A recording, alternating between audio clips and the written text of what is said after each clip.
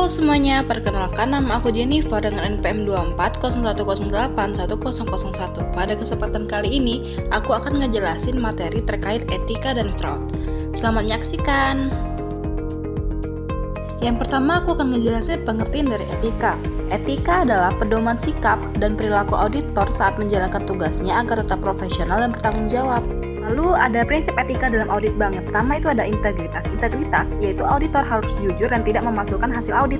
Yang kedua objektivitas, yaitu auditor bersikap netral dan tidak memihak. Yang ketiga independensi, yaitu auditor tidak boleh dipengaruhi oleh pihak lain. Yang keempat kerahasiaan, yaitu data dan informasi bank harus dijaga. Yang kelima itu kompetensi, yaitu auditor harus punya kemampuan dan pengetahuan yang cukup. Lalu yang terakhir ada tanggung jawab, yaitu pekerjaan harus diselesaikan sesuai dengan aturan. Kemudian ada pentingnya etika dalam audit bank. Kenapa etika penting dalam audit bank? Karena etika dapat membantu auditor bekerja secara jujur, profesional, dan dapat dipercaya. Etika juga menjaga kecurangan, menjaga rahasia bank, serta menjaga reputasi dan kepercayaan masyarakat terhadap bank. Pelanggaran etika dalam bank adalah tindakan yang melanggar aturan atau norma saat bekerja, seperti menerima suap, memalsukan hasil audit, atau membocorkan data nasabah. Sedangkan dampak pelanggaran etika adalah akibat yang terjadi karena pelanggaran tersebut. Misalnya, auditor kehilangan kepercayaan, mendapat sanksi, bank menjadi rugi, dan reputasi bank menjadi buruk. Selanjutnya itu ada fraud. Fraud adalah tindakan kecurangan atau penipuan yang dilakukan dengan sengaja untuk mendapatkan keuntungan pribadi dan merugikan pihak lain.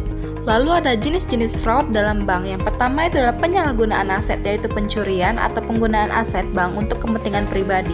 Lalu ada fraud kredit, yaitu kecurangan dalam proses pemberian kredit. Lalu yang ketiga ada kecurangan dalam laporan keuangan, yaitu manipulasi laporan agar kondisi bank terlihat baik. Lalu ada korupsi dan suap, yaitu menggunakan jabatan untuk keuntungan pribadi. Lalu ada cyber fraud, yaitu penipuan yang memanfaatkan teknologi atau sistem digital bank. Kemudian, apa aja sih faktor penyebab fraud? Yang pertama adalah pressure, yaitu dorongan ekonomi atau kebutuhan pribadi, misalnya utang besar. Yang kedua adalah opportunity, yaitu lemahnya pengawasan sehingga memberi peluang untuk melakukan kecurangan. Lalu yang terakhir itu ada rationalization, yaitu pelaku merasa tindakannya wajar atau bisa dibenarkan.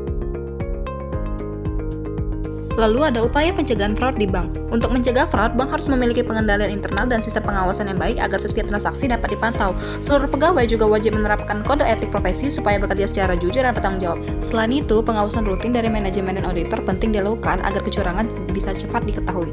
Bank juga perlu memanfaatkan teknologi keamanan digital untuk mencegah cyber fraud serta memberikan pendidikan dan pelatihan etika dan anti fraud kepada pegawai.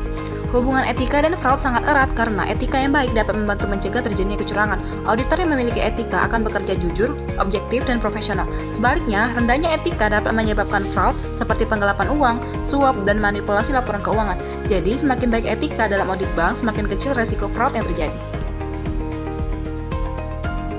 Kesimpulannya, etika adalah pedoman perilaku seperti kejujuran, tanggung jawab, dan profesionalisme dalam perbankan dan audit. Fraud merupakan kecurangan untuk mendukung keuntungan pribadi yang merugikan bank dan nasabah. Dalam audit bank, etika penting untuk mencegah fraud karena mendorong auditor bekerja jujur, objektif, dan sesuai aturan.